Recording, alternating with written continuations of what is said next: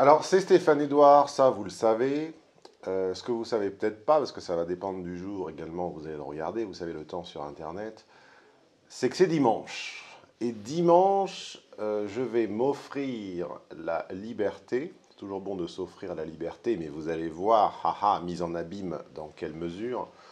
Comme c'est dimanche, je vais m'offrir la liberté de divaguer, c'est-à-dire que les anciens addicts, les accros aux vidéos longues en seront un peu plus satisfaits, et puis les addicts au montage haché, formaté, rapide, YouTube, 5, 6, 7 minutes, en seront pour leurs frais, hein. On ne peut pas contenter tout le monde, comme disait La Fontaine, dans la fable du fils du meunier, son fils est l'âne. Alors aujourd'hui, divaguer, c'est bien, mais il ne faut pas divaguer pour rien. Aujourd'hui, j'ai envie de partager avec vous une expérience personnelle. Vous allez comprendre où je veux en venir. Vous l'avez déjà d'ailleurs deviné peut-être à la vignette. Je m'applique de plus en plus pour les vignettes. J'espère que vous en êtes conscient. Remarquez, faites des commentaires, mettez des pouces, mettez des doigts sous, sur, à côté, au-dessus, au-dessous des vidéos. Alors aujourd'hui, petite discussion, monologue intérieur dans l'entre-soi de cette pièce où je suis seul, sur la liberté. Alors, pour y introduire, en fait, pour lancer la discussion, j'ai besoin de vous dire comment je suis tombé sur ce livre, La semaine de 4 heures. Alors, il faut bien comprendre que je sais qu'un certain nombre de mots sur Internet déclenchent les passions. Voilà, donc parmi ces mots, UPR, féminisme, juif, depuis peu de temps, il y a MICTA, voilà, c'est un certain nombre il y a un certain nombre comme ça de mots, d'acronymes, un certain nombre d'éléments du champ lexical qui immédiatement déclenchent les menaces d'agression physique, les insultes ad hominem, l'anathème, en gros. Donc je sais que Tim Ferriss, peut-être, il est peut-être pas encore tout à fait au sommet du sommet de la pyramide, mais il est quand même pas, il est quand même assez haut, puisque Tim Ferriss a créé quelque chose dans lequel notre hétéro binaire de base, dont je vous parle depuis des mois, s'épanouit pleinement, qui s'appelle un système. Un système est un processus mécanique itératif, répétitif, dans lequel on prétend que n'importe quel individu, en suivant des phases, en suivant des étapes, dans un ordre préétabli, indépendamment de ses conditions objectives d'existence, indépendamment de sa sensibilité, indépendamment de son intelligence, indépendamment de son talent personnel, indépendamment de ce à quoi il est prédisposé, indépendamment de son génie, on verra tout à l'heure, je citerai de mémoire Cochet, le génie, c'est le talent de travailler à l'accroissement de ses dons. Eh bien, donc, notre hétéro-binaire de base dans le système se sent pourvu de l'arme atomique, hein, se sent pourvu, encore une fois, de la clé qui ouvrirait toutes les serrures. Et donc, la semaine de 4 heures, de 4 hours work week, étant un système, il a permis à une série d'hétéro-binaires à travers le monde de communier dans le saint catéchisme, dans la sainte église de Tim Ferriss, hein. Donc on rappellera aux rares d'entre vous qui ne l'ont pas lu, mais je pense que ce titre dira quelque chose à la plupart d'entre vous, on rappellera de quoi il s'agit. Donc il s'agit en gros de viser à un objectif d'émancipation de la tutelle du salariat, et objectif que je partage, la preuve, je n'ai pas foutu les pieds dans un bureau depuis 2006, mais avec comme objectif, en gros, d'outsourcer un nombre incalculable de ces tâches au point de ne garder en propre que vraiment le plus petit extrait sec possible, c'est-à-dire quelques heures de travail par semaine, travail réduit vraiment à son essence, c'est-à-dire à quelques décisions structurantes, tout le reste étant délégué. Alors délégué à qui? Alors on retiendra le fameux exemple, hein, pourquoi est-ce que ma mise au point se fait mal aujourd'hui? Je ne comprends pas ce qu'il fout cet objectif. Je suis désolé d'être un peu fatigué, comme moi. Bon, écoutez, je tente la mise au point. Vous me direz si c'est net ou pas, je ne sais pas. Euh, L'objectif ultime étant, enfin, un de ces tricks, de ce qui a marqué le monde, c'était de délocaliser tout ce qui était l'assistanat, tout ce qu'on appelle dans le travail, dans le jargon, les petites mains, le travail de secrétariat, le travail de la productivité ingrate, de la délocaliser dans un pays à bas coût. Alors à l'époque, il conseillait l'Inde, je crois. Ah ben non, il faut que ça soit francophone. Il devait conseiller Madagascar ou je ne sais pas quoi. Et donc un certain nombre de personnes se sont mis à travers le monde à distribuer des cartes de visite avec où ils avaient tous un assistant personnel, ils avaient tous 4 secrétaires, ils avaient tous. Enfin, c'est comme si on redécouvrait l'histoire de la femme de ménage, quoi. Mais sur la base de, voilà, encore une fois, d'un processus comment ça s'appelle quand on confie une tâche de, pardon, excusez-moi, je me mélange toujours entre le français et l'italien, de délégation, en déléguant un certain nombre de tâches ingrates, eh bien, on acquérait l'objectif ultime qui était la liberté personnelle.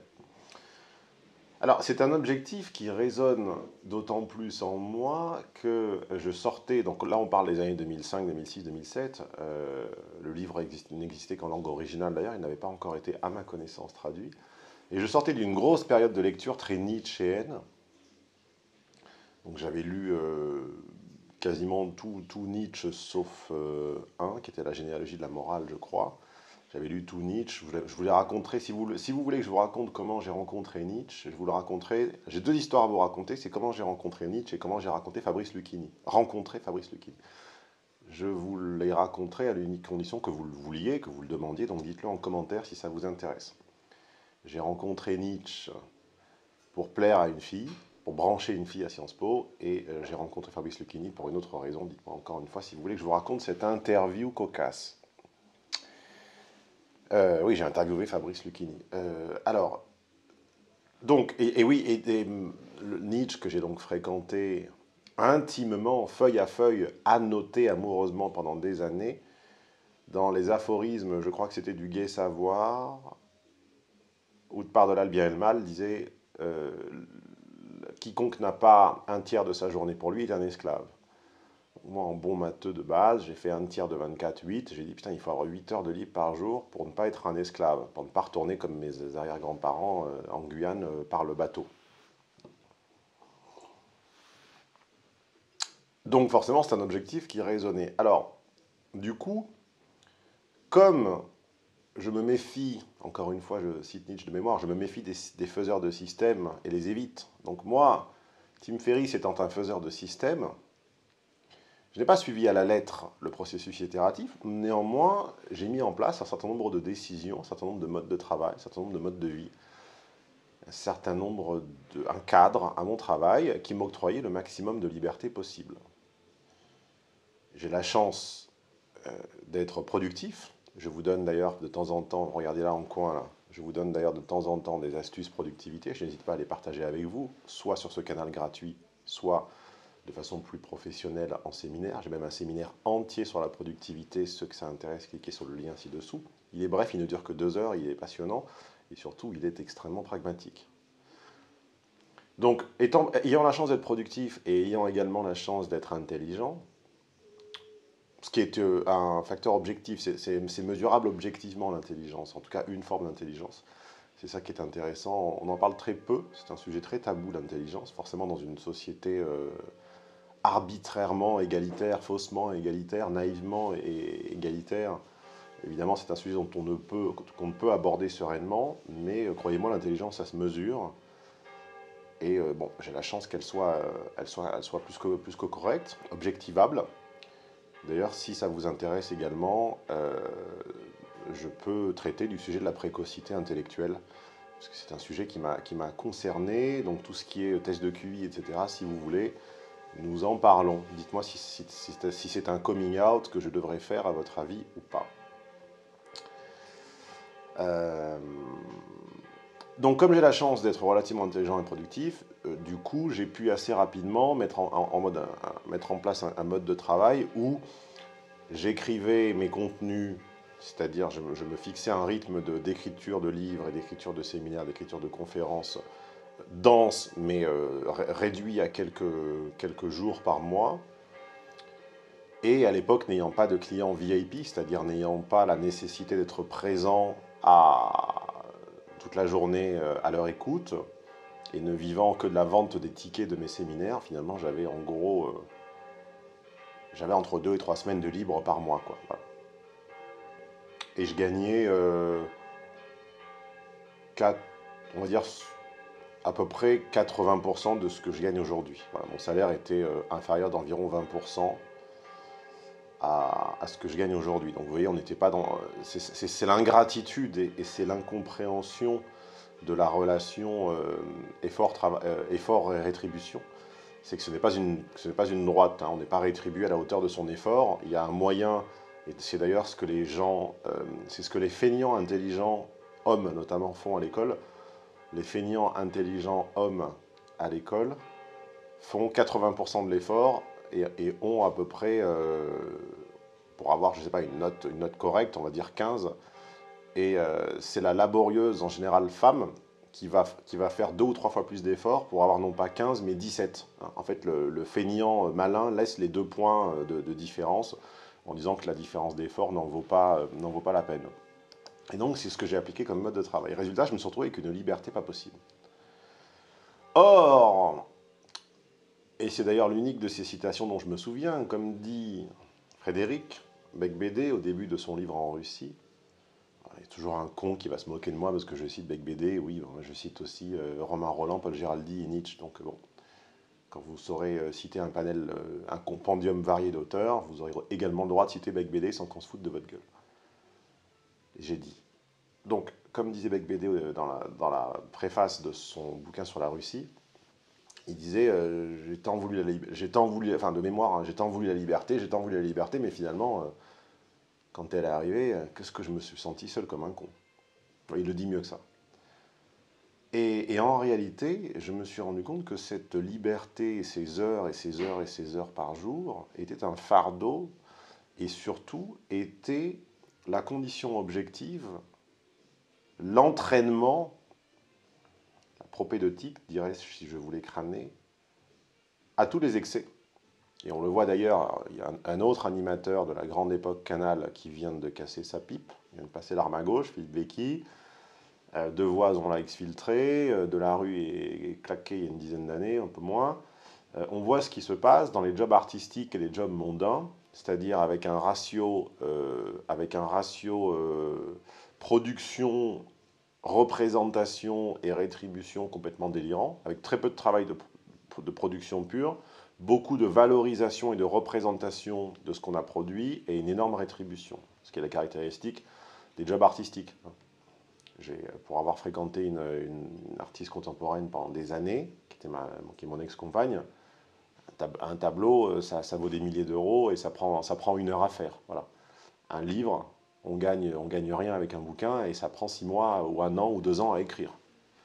C'est qu'avec avec chacun de mes livres, j'ai gagné moins qu'avec un séminaire. C'est-à-dire que je gagne plus en travaillant 6 heures qu'en travaillant 6 mois à écrire un bouquin. Il faut le savoir, comme dit l'autre.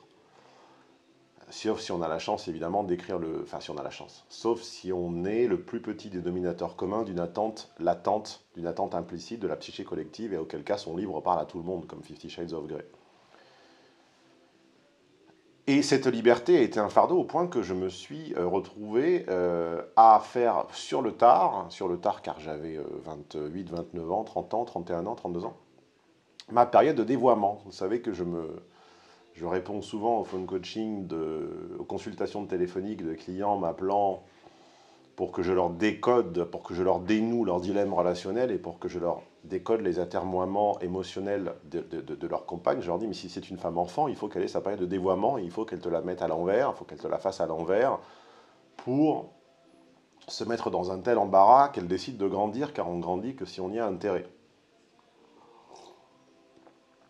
Eh bien, cette sphère mentale de dévoiement, je l'ai connue. Et je l'ai connue par excès de temps libre. Je l'ai connue parce que quand on n'a rien à foutre de toute la journée, une fois qu'on est allé au sport, alors on peut voyager, bien sûr. Alors, je suis parti, j'ai pris ma bagnole, je suis parti en Irlande, en Écosse, j'ai essaimé, j'ai étoilé comme ça de France, en Italie, dans les Pouilles, en Sicile, en Espagne. Un des plus beaux road trips que j'ai fait d'ailleurs, c'est l'Écosse. Je vous le conseille absolument, quiconque. Il y a 2 road trips à faire dans sa vie, c'est Écosse et Islande, dans ce sens-là.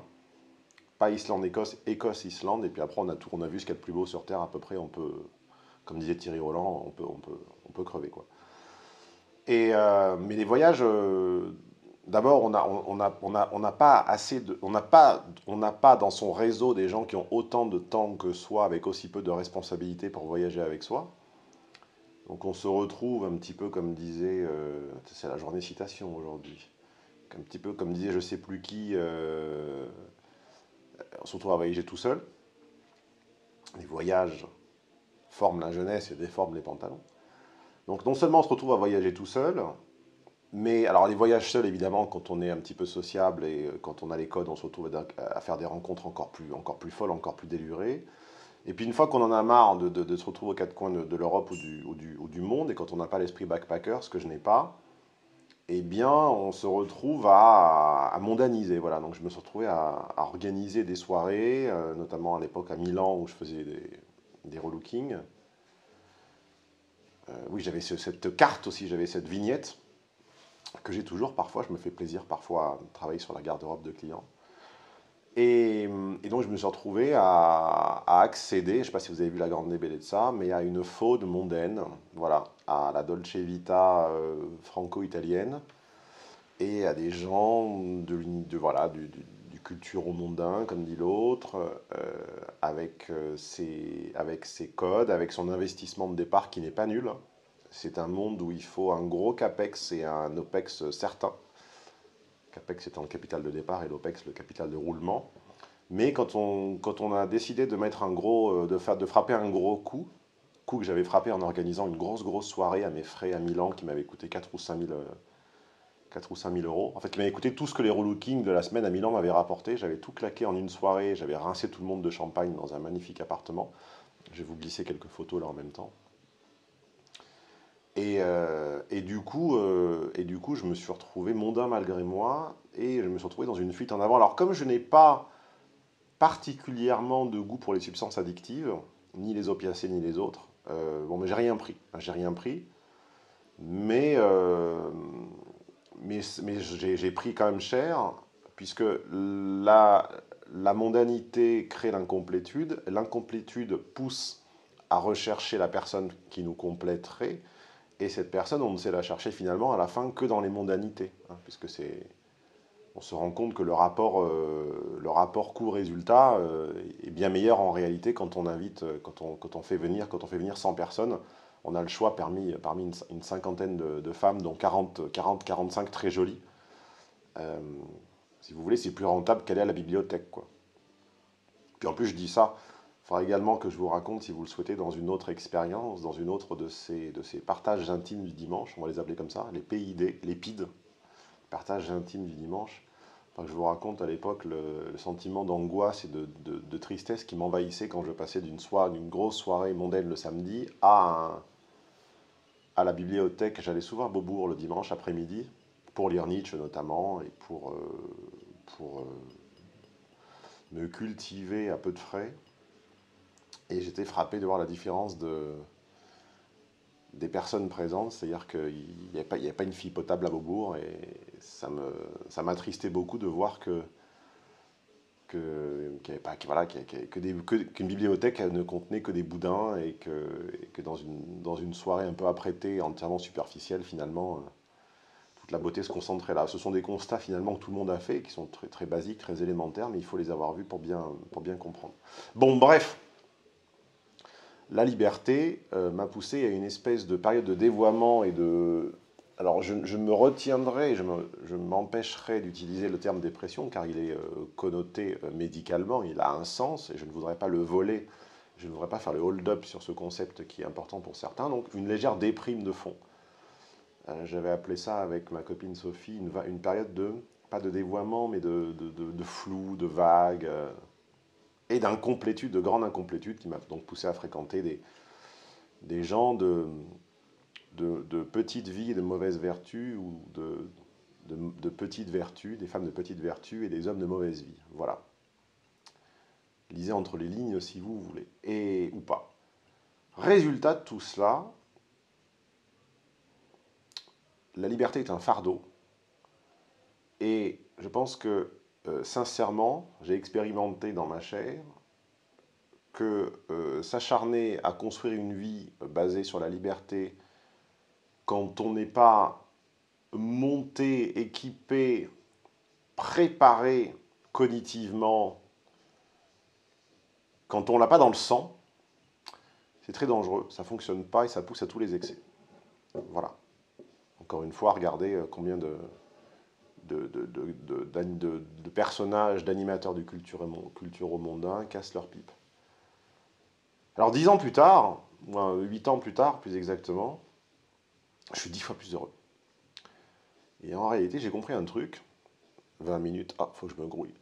J'ai compris un truc, c'est que cette liberté, enfin plutôt ce qui me manquait, ce n'était pas la complétude humaine, ce qui me manquait, c'était la fatigue. Et en réalité, la complétude, vous l'obtenez quand vous vous couchez le soir, seul ou à deux, ou à trois, vous vous couchez à combien vous voulez. Mais même seul, ça fonctionne très très bien. Je me couche souvent seul en ce moment, très souvent seul. Et quand vous vous couchez éreinté à 21h, 22h, 23h, peu importe, bien avant minuit, je ne me serais pas couché avant minuit il y a une dizaine d'années, quand vous vous couchez éreinté, de vous être épuisé à travailler de votre passion, mais à travailler vraiment, c'est-à-dire à rentrer dans la zone des 20%, à ne pas chercher ce point d'équilibre, ce point d'inflexion où vous produisez le minimum vous permettant de subvenir à vos besoins. Je travaille 2, 3, 4 fois plus qu'avant, à la fois sur ce que vous voyez, c'est-à-dire sur mes contenus gratuits, mais sur ce que les payants voient également. J'ai 150 clients VIP, j'écris 11 séminaires par an, un bouquin par an, je fais du consulting et je fais également d'autres investissements à côté, notamment de type immobilier. Et se coucher éreinté de, encore une fois, citation de mémoire de Cochet, d'avoir travaillé à s'accroître de ses dons. Je ne gagne pas 3, 4, 5 fois plus qu'avant, je gagne 20-25% de plus qu'il y a 10 ans, c'est-à-dire, encore une fois, mauvais ratio, mauvais si j'étais un banquier, si j'étais un spéculant, si j'étais un calculant, je dirais que ce ratio est très mauvais. Mais j'ai vaincu ce sentiment d'incomplétude. Je me fous comme de l'an 40 de rencontrer ou pas la bonne personne. J'en ai pas besoin, car quand je me couche, je suis épuisé d'avoir fait ce que je devais faire de la journée et d'avoir tout donné à la passion qui m'habite. Raison pour laquelle le programme dont je vous ai, vous savez, la vidéo où je me brosse les dents, là, que je vous ai faite il y a quelques semaines, ne s'appelle pas, j'ai lu tous les autres. J'ai lu tous les autres disponibles en français sur le marché. J'ai lu celui d'Olivier Roland, j'ai lu celui d'Aurélien Macaire, qui est un de mes clients d'ailleurs. Ben oui, autant remonter à l'original. J'ai lu tous ces blogueurs qui vous expliquent comment vivre de leur blog. Mais moi, je ne vous apprends pas, moi je ne suis pas un palliatif à la semaine de 4 heures. Je ne vous apprends pas à créer un blog qui soit une muse pour en foutre le moins possible et aller vivre en Thaïlande et bouffer du poisson pourri dans un parking et faire le cacou sur la plage et faire des selfies. C'est pas ça que je vous apprends. Moi je vous dis, vous n'êtes pas 98 ou 99% d'entre nous, on n'est pas plugué, on n'est pas branché, on n'est pas équipé pour la liberté à l'excès. On n'est pas équipé pour vivre en Thaïlande sur une plage ou pour vivre dans un hangar à Berlin avec une connexion Internet. On se sent incomplet. Et si en plus on a la chance ou la malchance de générer un revenu soudain sur une période brève, eh bien il y a toutes les chances que ce revenu parte en fumée, en opiacés, en substances légères, comme dirait Cabrel, et en léger désespoir, et qu'on s'acharne comme un... Alors toutes mes citations me viennent mélanger en ce moment, je crois que c'est Cochet qui citait je ne sais plus qui, comme un démon plein d'ennui, à chercher la personne qui nous compléterait dans cette fuite en avant. Mais personne ne vous complétera dans cette fuite en avant, car tout le monde est bien trop occupé à survivre à la sienne. La chose qui vous complétera, c'est de vous coucher serein, épuisé d'avoir tout donné à l'exercice de votre passion, indépendamment de ce que vous vous en rétribuez. Voilà le programme que je vous propose, vivez-aimer.biz, monétiser une passion. Vous pouvez aller revoir la vidéo si vous ne l'avez pas vue, où je me brosse les dents. Vous pouvez cliquer sur le lien ci-dessous pour en lire le contenu, et vous pouvez, ce que je vous engage d'ailleurs à faire, que vous soyez intéressé par le programme ou pas, bénéficier de la première semaine gratuitement. Le premier texte, le premier audio, la première vidéo, prenez-la gratuitement, c'est toujours ça. Vous n'êtes pas du tout obligé de continuer. Dans une prochaine vidéo, je vous détaillerai le contenu de chaque chapitre, mais ce n'est pas le but aujourd'hui. C'est simplement de souligner la différence entre ces gens qui vous proposent simplement de créer une muse, c'est-à-dire une boîte à revenus automatique, où finalement, en vendant je ne sais quelle méthode vaguement traduite en ligne, eh bien, vous générerez un revenu pendant que vous vous tourneriez les pouces, et quelqu'un qui vous propose de partir de ce qui vous anime, du feu qui brûle en vous, et de vous y adonner et de trouver la complétude dans la saine fatigue et le sain don que l'on fait à s'accroître de ses dons. Voilà. Un excellent dimanche à vous. Partagez encore une fois ci-dessous le fruit de vos réflexions. Est-ce que ce type de discussion du dimanche vous parle ou pas? C'est le moment de s'abonner à la chaîne si ça n'était pas encore fait. 27 minutes. Et bien, encore une fois, surtout, c'est le moment de vous offrir la première semaine du programme Vivez de ce que vous aimez. Elle est gratuite. Profitez-en et nous reparlerons du contenu du programme la prochaine fois. Voilà. Vivez de ce que vous aimez, c'est l'unique façon en français de mesurer et de quantifier si vos passions sont monétisables, dans quelle proportion et de quelle façon. Et vivre de sa passion, c'est être heureux, j'espère l'avoir démontré aujourd'hui.